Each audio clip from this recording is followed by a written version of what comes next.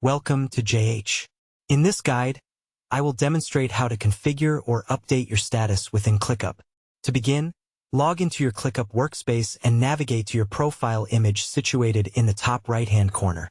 Clicking this will trigger a drop-down menu where you should select the Set Status icon. This action opens a window where you can either type a custom update or choose from several presets.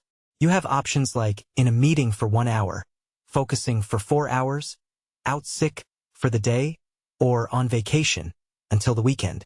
Pick a template or enter your own text, and you can even include an emoji if you like. For this demonstration, we will select the in a meeting status. Simply define the duration and then click the Save button. As you can see, your new status has been successfully applied. Thank you for watching. If you found this walkthrough helpful, please like the video and subscribe to the channel. See you in the next tutorial.